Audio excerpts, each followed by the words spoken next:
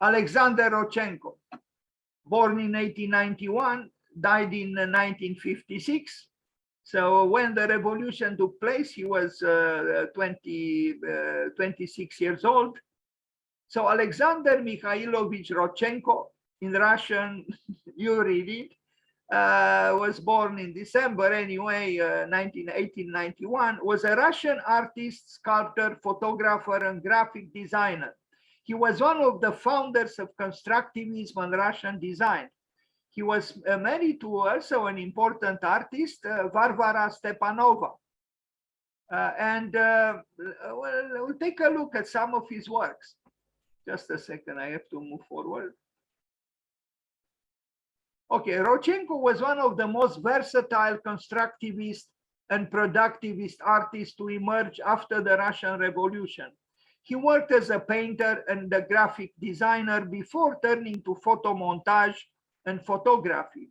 His photography was socially engaged, formally innovative, and opposed to a painterly aesthetic.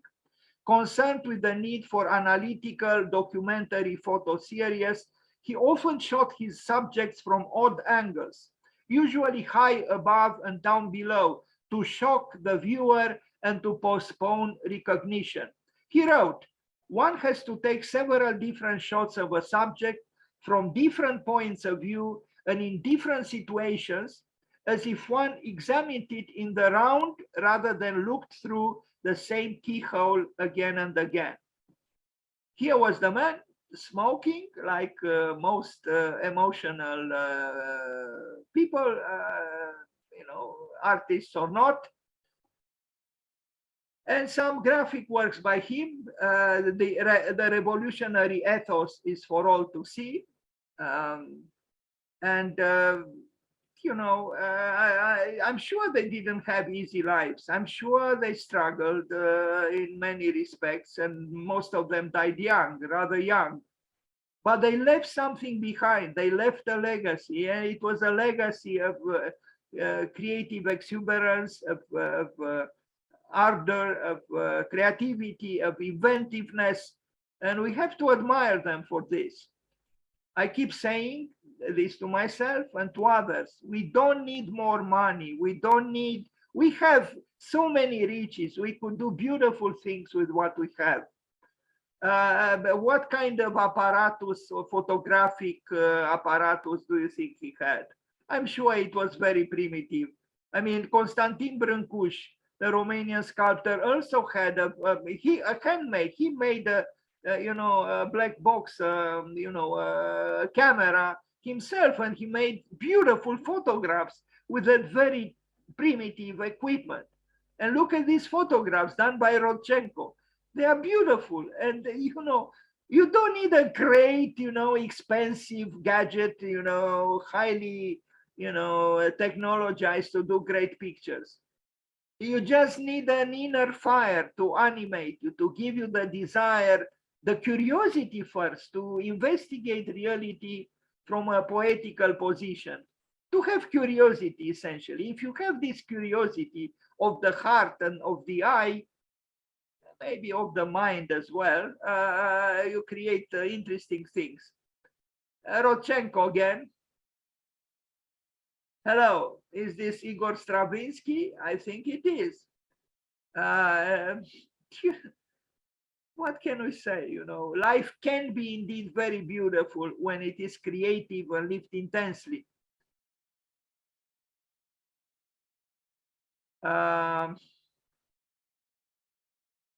Was I wrong that it is Stravinsky? I might be, I don't know. I think it is Stravinsky. Anyway, it doesn't matter who he is. It's a great photograph. Here another one, and another one, and another one here. A montage. It was a very creative time. Imagine these people emerging from the imperial Tsarist Russia.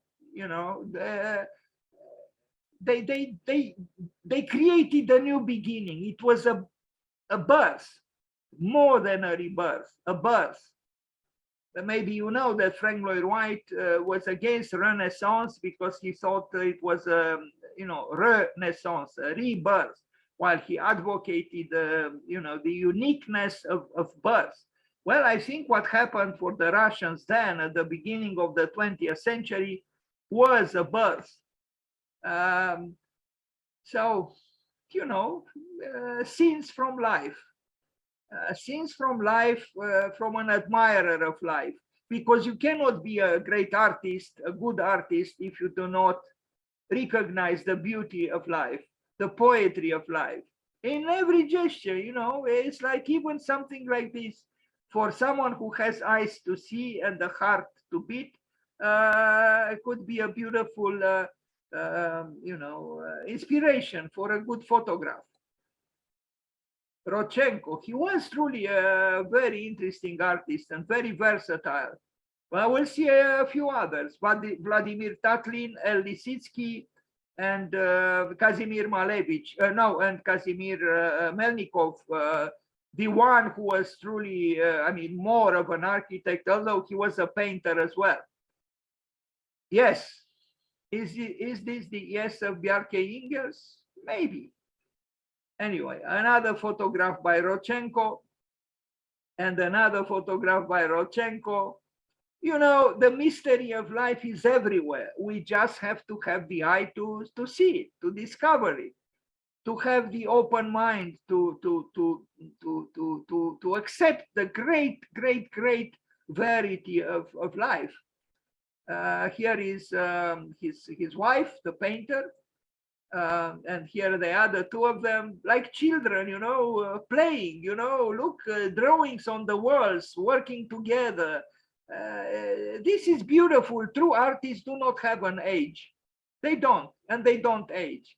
They are continuously childlike. Like Picasso said, it took me 4 years to paint like Raphael, and it took me a lifetime to paint like a child. Here they are again. Rodchenko with Barbara. Another photograph by Rodchenko. Another photograph by Rodchenko. You can see his photographs are rather different from each other. Anyway, here he is. I think he was a handsome man, an interesting man. They really had very interesting characters then at the beginning of the 20th century. And I didn't even mention yet Mayakovsky. What distinguishes these people from us? Because the relevance of the past is only in dialogue with us, with the present. Well, I think it's this order, this belief that they could create a new life, a new society, a new art, and they were alive. They took risks. They invented things. They were rebellious. Sometimes they assumed this kind of posturing, a little bit, maybe almost threatening or demonic, but there is beauty here, I would say. Anyway, hello. What is also interesting is that these artists who advocated the cause of the left, of the peasants, of the proletarians, they also had some kind of a liking for, at least, just like Mayakovsky as well, aristocratic or bourgeois clothing, like here. This is not truly the attire of a factory worker, but artists should be allowed certain extravagances. Rodchenko,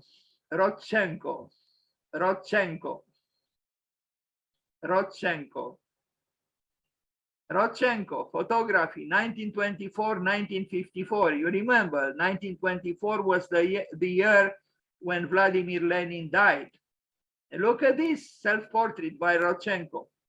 Do you think he had a very expensive photographic equipment? I'm sure he didn't. But you need imagination. You don't need gadgets, of the newest kind.